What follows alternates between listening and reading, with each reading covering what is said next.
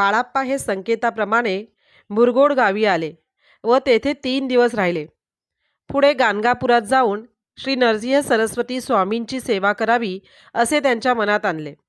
त्या गावी चिदांबर दीक्षितांचे पुजारी गलगलीचे ब्राह्मण होते. त्यांचे मुखाने प्रथम बाळाप्पाने श्री स्वामी महाराजांची कीर्ती ऐकली. ब्राह्मणाने सांगितले, अक्कलकोटात प्रत्यक्ष दत्तावतार स्वामी महाराज अवतीर्ण झाले आहेत. आपण अक्कलकोटात जाऊ. गाणगापुरात जाण्याचे कारण नाही असे बाळाप्पा म्हणाले. ब्राह्मणाने जवाब दिला की अक्कलकोटास एकदम जाऊ नका. पहिल्याने तुमचे मनात आल्याप्रमाणे गाणगापुरात जात. तेथे जसा दृष्टांत होईल त्याप्रमाणे करा. बाळाप्पास ही गोष्ट मानवली. मग गाणगापुरात जाऊन बाळाप्पांनी श्री नरसिंह सरस्वतींच्या पादुकांची सेवा 2 महिनेपर्यंत केली. रात्री गाणगापूर गावी राहून मोठ्या पहाटे सुटून संगमावर जाऊन भीमरतीचे स्नान करून 2 प्रहर पोत ते अनुष्ठान करीत. गावापासून संगम जवळजवळ 1.25 कोस लांब होता. ते 2 प्रहरानंतर गावात परत येत आणि माधुकरी मागून जे भाकरीचे तुकडे मिळतील ते खाऊन निर्वाह करीत. त्रिकाळ भीमरतीचे स्नान करीत. याप्रमाणे बाळाप्पांनी सेवा चालवली. बाळाप्पा हे मूळचे गृहस्थ असून त्यास भिक्षेचाच कधी प्रसंगच आला नव्हता. त्यातूनही भाकरीही पोटभर त्यांना मिळत नसे व त्यामुळे त्यांचा जीव तळमळ करीत असे. असे असूनही दृढ निश्चयाने कोणत्याही गोष्टीस न जुमानता बाळाप्पांनी सेवा चालवली. ही स्थिती अय्याराम व पंढरीनाथ म्हणून गाणगापुरास पुष्कळ दिवस राहिलेले जुने सेवेकरी होते. त्यांनी पाहून बाळाप्पास आपल्या घरी जेवणास बोलवले. या सेवेकऱ्यास त्यांची गावात ओळख पडली असल्यामुळे पुष्कळ माधुकरी मिळत असे. 2 दिवस बाळाप्पाने त्यांच्या घरी पोटभर भोजन केले. पुढे त्यांच्या मनात विचार केला की आपण सेवेकरी तसेच तेही सेवेकरी, त्यास आपणाकरता विनाकारण त्रास देणे चांगले नाही. मग बाळाप्पाने पूर्वीप्रमाणेच मधुकरी मागू लागले व जे तुकडे मिळतील ते अर्ध्या कोसावर कोटी तीर्थ म्हणून आहे तेथे जाऊन झोळी पाण्यात बुडून काढावी व दगडावर बसून ते सुके तुकडे खावे. याप्रमाणे त्यांनी क्रम चालवला. संध्याकाळ झाली म्हणजे ते आरतीस गावात जात असत व पुन्हा संगमावर जाऊन अनुष्ठान करीत असत. याप्रमाणे 1 महिना सेवा झाल्यावर एके दिवशी रात्री 3 संन्यासी येऊन त्या स्वप्नात दर्शन दिले. पुढे बाळाप्पास पोटभर भाकरी मिळत नाही असे एका बाईच्या लक्षात येऊन ती अर्धी भाकरी त्यास भिक्षेस घालू लागली. गावातील तुकडे व ही अर्धी भाकरी मिळून बाळाप्पास पोटभर अन्न मिळू लागले. नंतर 15 दिवसांनी एक ब्राह्मण स्वप्नात येऊन बाळाप्पास सांगू लागले की तुम्ही अक्कलकोटात जावे. याप्रमाणे बाळाप्पाच्या मनात जाण्याचे आले. पण दुसऱ्या दिवशी त्यांच्या हांतरुणाखाली एक कागद सापडला. त्याच प्रथमची अक्षरे अशी होती की उतावळापणा करू नको. ती ओळ वाचून बाळाप्पांनास असे वाटले की अद्याप आपल्यास जाण्याचा हुकूम आलेला नाही. काही दिवस इथेच राहिले पाहिजे. याप्रमाणे 2 महिने सेवा झाली. पुढे एके दिवशी संगमावर बाळाप्पा आपले धोतर औदुंबराखाली ठेवून स्नानास गेले.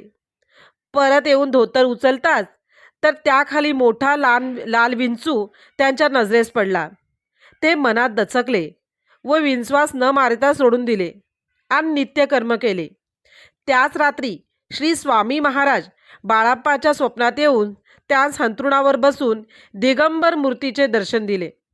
रोज अनुष्ठान झाल्यावर महाराजांचा एक अष्टोत्तर जप बाळाप्पा नियमाने करीत असत. दुसरे दिवशी नियमाप्रमाणे भिक्षेस गेले असता भाकरीची भिक्षा न मिळता सर्वांच्या घरी पोळीचीच भिक्षा मिळाली. हा शुभ शकुन मानून देवास नैवेद्य अर्पण करून बाळाप्पा हे अक्कलकोटात जाण्यास निघाले. देऊळ सोडून पुढे जाताच तो 2 सुवासिनी भरलेला घागरी घेऊन पुढे आल्या. याप्रमाणे उत्तम शकुन होऊन बाळाप्पा हे अक्कलकोटच्या रस्त्याला लागले. श्री नरसिंह सरस्वतींचे नामस्मरण करीत बाळाप्पा मार्गाने चालले. तो त्यांचे पाय जड होऊन पुढे पाऊल टाकता येईनासे झाले. बाळाप्पास मोठे संकट पडले की आता 12 कोस जमीन आपल्याच्याने कशी चालून होईल. याप्रमाणे विचार मनात येऊन श्री अक्कलकोट निवासी स्वामी महाराजांचे स्वप्नात दर्शन दिले रूप मनात आणून त्यांचे स्मरण करू लागले. त्यासरशी पायातील जडपणा जाऊन पाय फुलासारखे हलके झाले. मार्ग चालताना वाटेत कोणी पुण्याचा एक जहागीरदार अक्कलकोटात गाडीत बसून चालला असता बाळाप्पास भेटला व गाडीत बसण्याविषयी आग्रह करू लागला. पण फक्त आपली पळशी गाडीत ठेवून बाळाप्पा पायीच चालले. त्या दिवशी दुधनीस मुक्काम करून दुसऱ्या दिवशी ते अक्कलकोटात गेले. तो दिवस रामनवमीच्या पारणाचा होता. अक्कलकोटात उतरताच जहागीरदाराचे लोक जेवण वगैरे करण्यात गुंतले. पण बाळाप्पांचे तन मन सर्व स्वामीचरणी असल्याने भोजनाची काळजी न ठेविता 1 पैशाची खडीसाखर घेऊन महाराज खास बागेत होते तेथे ते गेले. स्वप्नात ज्याप्रमाणे मूर्ती पाहिली होती त्याप्रमाणे दिगंबर मूर्ती प्रत्यक्ष पाहून बाळाप्पांचा आनंद त्रिभुवनात मावेना. चरणी मस्तक ठेवून अनन्य भावे बाळाप्पाने दर्शन घेतले. पुढे खडीसाखर ठेवली. महाराज त्यावेळेस जमिनीवर निजले होते. ते मग उठून बागेतील सर्व झाडांस आलिंगन देऊन भेटू लागले. या कृतीने बाळाप्पावरचे प्रेम महाराजांनी दाखवले असे म्हणण्यास हरकत नाही. मग बाळाप्पा हे बिराडी गेले. जहागीरदाराने वाढलेले भोजनपात्र घेऊन महाराजांच्या सानिध्य जाऊन प्रसाद द्यावा या हेतूने ते निघाले. वाटेतच त्यांना वर्तमान कळले की महाराज राजवाड्यात गेलेत. राजवाड्यात नियमित वेळेखेरीज लोकात दर्शनास सोडत नसत. मग मुरलीधराच्या देवळात जाऊन बाळाप्पाने पारणे सोडले. त्याचबरोबर आलेल्या जहागीरदारास व दुसऱ्या मंडळीस दुसरे दिवसापोतो दर्शन झाले नाही. 8 दिवसपर्यंत महाराज राजवाड्यात राहिले.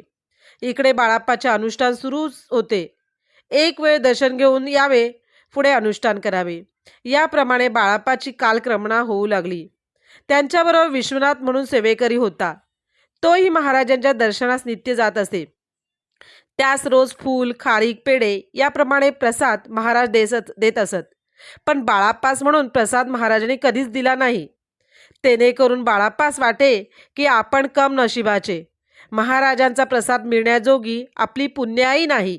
महाराजांपुढे काही ठेवल्यास आपणास प्रसाद मिळेल अशी आशा धरून बाळाप्पाने एके दिवशी 1 पैशाच्या खारका नेऊन महाराजांपुढे ठेवल्या. महाराजांनी तर प्रसाद दिलाच नाही, पण नजीक चोळाप्पा होता त्याने आपल्या हातात काही खारका प्रसाद म्हणून बाळाप्पास दिल्या. बाळाप्पा यातच आनंद मानून जाऊ लागला. ते 10-20 पावले गेले नाहीत, तोच महाराज चोळाप्पास म्हणाले, "अरे, त्यास कशास प्रसाद दिलास? परत घेऊन ये." हे ऐकून चोळाप्पा धावत धावत जाऊन बाळाप्पाजवळून प्रसाद दिलेल्या खारका महाराज परत मागतात म्हणून मागून घेऊन गेला. हे पाहून तर बाळाप्पा मनात फार हिनमुष्ट झाले. आपण फारच अभागी म्हणून आपणास प्रसाद मिळण्याची योग्यता नाही असे बाळाप्पास वाटले. वास्तविक पाहता महाराजांच्या कृतीचा अर्थ वेगळा होता. ज्यास जाण्याची परवानगी महाराजांकडून मिळत नाही त्यांना ते लागलीच प्रसाद देऊन वाटेत लावीत, पण ज्यास आपणाजवळ ठेवून घेण्याची इच्छा आहे त्यास ते प्रसाद कदापि देत नसत. ही गोष्ट पुढे अनुभवांती बाळाप्पास कळून आली. 2 महिने बाळाप्पाचे अनुष्ठान झाले. पुढे एके दिवशी बाळाप्पा हे फूल काढीत असता त्यांच्या बोटाला काटा लागून बोट सुजले व ठणकू लागे. औषध लावल्यापासून काही कमीपणा वाटेना. त्यामुळे बाळाप्पाचे अनुष्ठान राहिले. विश्वनाथ सेवेकरी मधुकरी मागून आणून त्यास जेवू घाली व धोतरही धुत असे. याप्रमाणे 7-8 दिवस गेले. एके दिवशी महाराज सरकारवाड्यात असता एका बाईने बाळाप्पा समक्ष महाराजास विचारले, "महाराज, माझ्या मुलाच्या डोळ्यास दिसत नाही, काय करावे?" महाराज म्हणाले, "म्हशीचे मूत लाव." ही संधी पाहून बाळाप्पाने आपले बोटास काय औषध लावावे म्हणून विचारले. "तू पण तेच लाव," म्हणून महाराज म्हणाले. याप्रमाणे मूत्र लावल्यानंतर 7-8 दिवसात बोट बरे झाले. पुढे विश्वनाथ सेवेकरी ज्यास महाराज नित्यप्रसाद देत असत त्यास द्वारकेत जाण्याची महाराजांनी आज्ञा दिली. त्याप्रमाणे तो गेला. पण बाळाप्पाचे दर्शन वगैरे क्रम चालूच होता. श्री स्वामी समर्थ.